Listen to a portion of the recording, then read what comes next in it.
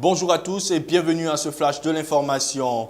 L'Ivoirien Jean-Claude Brou succédera au Béninois Marcel de Souza à la présidence de la Commission de la Communauté économique des États de l'Afrique de l'Ouest, CEDEAO, dès mars 2018. Focus sur le ministre de l'Industrie et des Mines de la République de Côte d'Ivoire.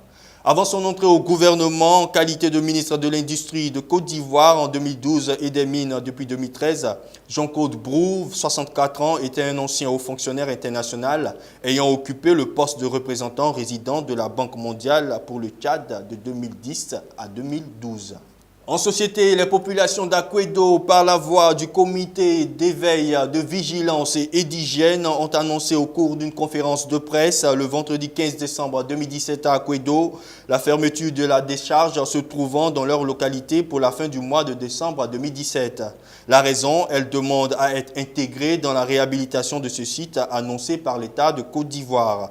Pour le comité, il est inadmissible que la décharge d'Akwedo, qui existe depuis la période des indépendances, continue d'accueillir les déchets de la capitale économique de la Côte d'Ivoire sans que des moyens conséquents soient dégagés pour la prise en charge des populations.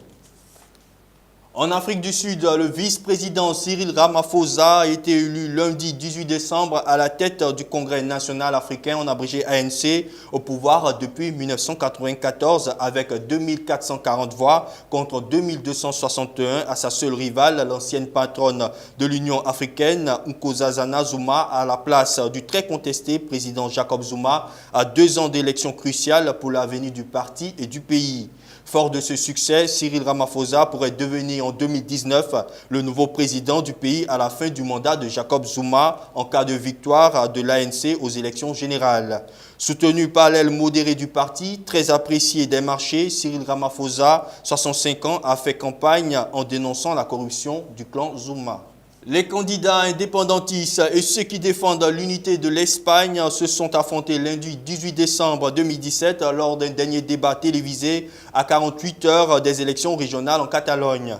Les principaux leaders indépendantistes étaient absents, Oriol Junqueras emprisonné et Carles Puigdemont réfugié en Belgique.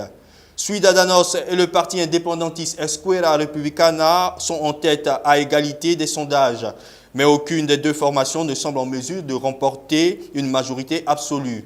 L'État espagnol ne respecte pas les règles du jeu démocratique. C'est pourquoi aujourd'hui, Oriol Junqueras ne peut être présent, a par ailleurs estimé Marta Rovira, la secrétaire générale d'Esquerra Republicana.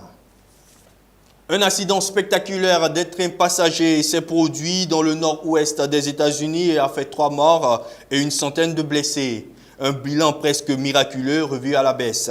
Les autorités locales avaient même parlé de 6 morts.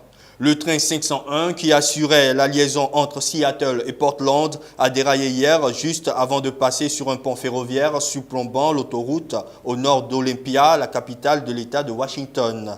Le convoi de 12 voitures et 2 locomotives s'est désagrégé sous l'impact et plusieurs compartiments sont tombés de part et d'autre du pont, tandis que d'autres ont terminé leur course en travers des rails. Les États-Unis ont mis leur veto ce mardi 19 décembre 2017 à une résolution de l'ONU condamnant la reconnaissance par le président américain de Jérusalem comme la capitale d'Israël. Les 14 autres membres du Conseil de sécurité ont voté pour la résolution présentée par l'Égypte. Le texte négocié depuis des jours jugeait nul et non avenu toute décision ou action visant à altérer le caractère, le statut ou la composition démographique de Jérusalem. Après le Conseil de sécurité, les Palestiniens ont annoncé un prochain scrutin à l'Assemblée générale de l'ONU, même si les textes qu'elle adopte n'ont pas de valeur contraignante. En plus de vives tensions diplomatiques, la décision unilatérale et controversée de Donald Trump le 6 décembre dernier a entraîné des violences qui ont fait au moins 9 morts côté palestinien. Et terminons avec cette information. Le président de la Confédération africaine de football, en abrégé CAF, Ahmad Ahmad, est arrivé lundi 18 décembre 2017 à Abidjan dans le cadre d'une visite de travail avec les autorités ivoiriennes et les responsables du football local.